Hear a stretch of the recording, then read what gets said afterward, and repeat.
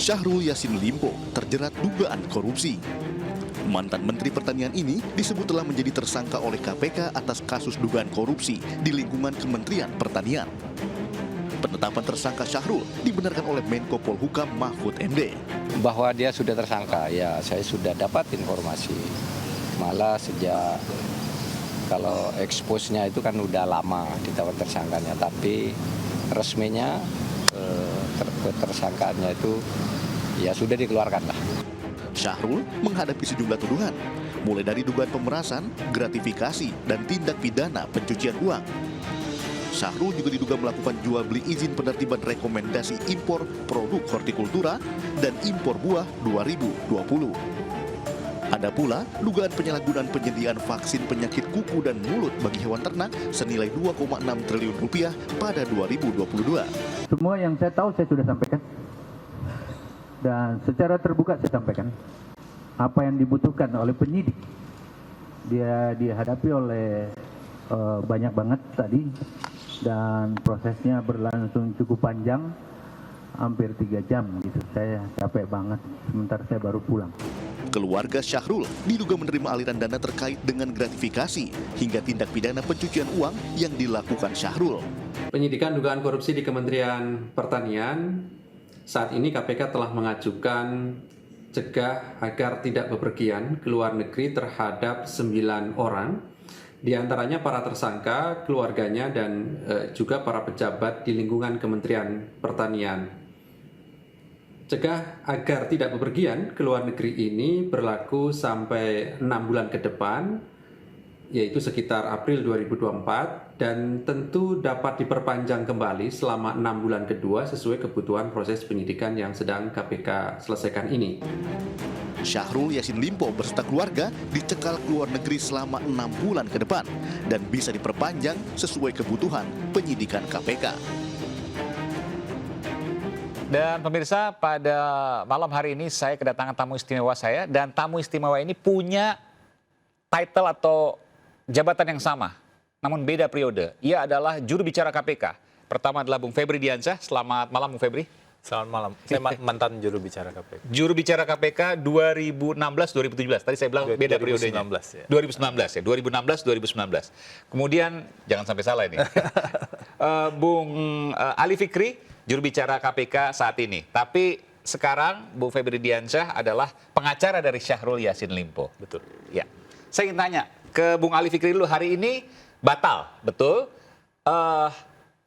Saya ingin mengecek temuan saya yang kemudian juga disampaikan juga, bukan hanya saya tapi majalah Tempo juga menyampaikan juga, ada temuan cek 2 triliun rupiah dari penggeledahan Syahrul Yassin Limpo. Benar demikian?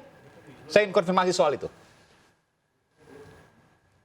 Baik, Mas Aiman ya, bahwa proses penggeledahan yang dilakukan oleh KPK di rumah dinas Menteri itu kan betul dilakukan, sudah kami publikasikan dan ada beberapa temuan di sana ya.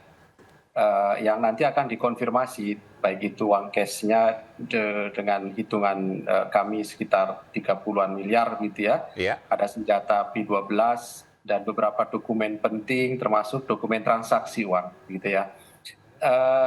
Karena ini menyangkut materi begitu ya, Mas Aiman, tentu kami belum tepat itu ya untuk menyampaikan apa saja secara rinci dan detail mengenai hasil temuan dari proses penggeledahan. Yang pasti bahwa seluruh temuan-temuan itu segera kami konfirmasi kepada para saksi untuk kemudian menjadi sebuah fakta hukum, begitu ya. Ini kan sementara ada fakta-fakta itu, gitu ya. Untuk menjadi fakta hukum kan harus dikonfirmasi kepada Setidaknya para Anda tidak saksi. membantah bahwa ada temuan cek dan nilainya 2 triliun rupiah. Anda tidak membantah, saya tidak mendengar nada Anda membantah soal pertanyaan saya tadi. Barangkali Mas Aiman bisa simpulkan sendiri gitu ya terkait itu. Tetapi saya membaca memang di pemberitaan salah satu majalah ada menyebutkan beberapa temuan itu bahkan secara rinci ya, secara rinci.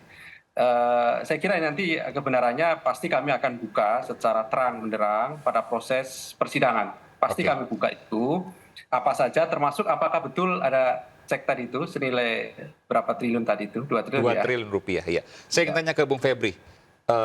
Saya nggak tahu Anda bersedia untuk menjawab tidak. Cek 2 triliun rupiah, senjata api 12 butir, 12 pucuk. kemudian peluru atau amunisinya hampir 1.000. Untuk apa? Saya pikir kalau apa yang digeledah dan apa yang ditemukan itu tentu tidak tepat ya. Kalau kami yang mengkonfirmasi ataupun menyampaikan. Kalau terkait dengan senjata itu sudah jelas sebenarnya. Kalau kita baca di pemberitaan 12 ya. senjata api.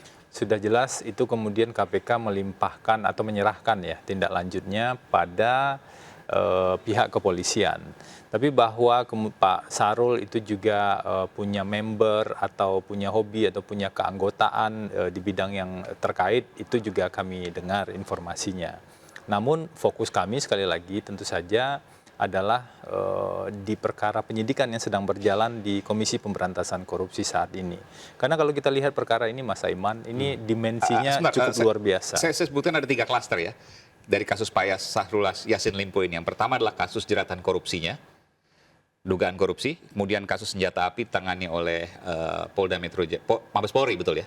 Ya ke kepolisian lah, Kepolisian. dilimpahkan KPK. Yang ketiga adalah pemerasan isu pemerasan yang kemudian dilaporkan oleh pihak dari Syahrul Yassin Limpo. 3 itu ya?